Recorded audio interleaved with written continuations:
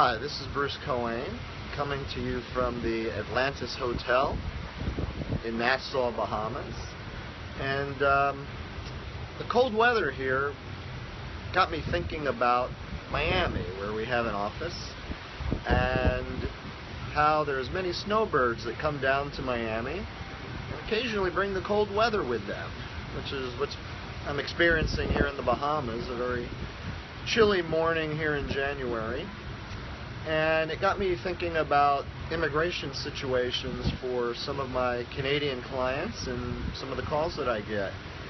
What happens is many times Canadians have been coming to Florida, some come to other parts of the United States during the wintertime to get away from the cold. They're known as snowbirds.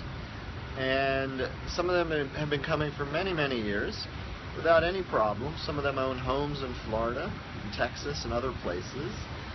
And what happens occasionally is that they run into problems with immigration. Immigration sometimes says to them, "You've been coming to America too often. You need to get a more regularized status. You should apply for permanent residence." And as of now, there's no particular visa available for snowbirds other than the usual visitor status that's good for up to 6 months. The parts of Congress have passed legislation, the House of Representatives or the Senate over the last several years have passed legislation, but it wasn't passed in both houses and never signed by the President, to allow snowbirds to obtain some sort of more regularized status in the U.S. so that each time they try to come in, they don't have to worry about whether or not an immigration officer on that particular day is going to let them into the country. So hopefully at some point our government will pass some sort of legislation allowing a special visa for snowbirds to come to the U.S.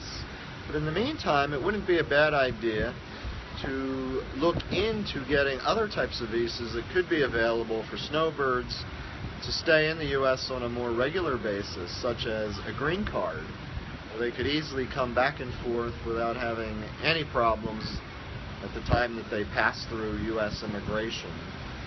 And such alternatives for green cards could be that they're extraordinary workers, investors, other types of legal status in the United States.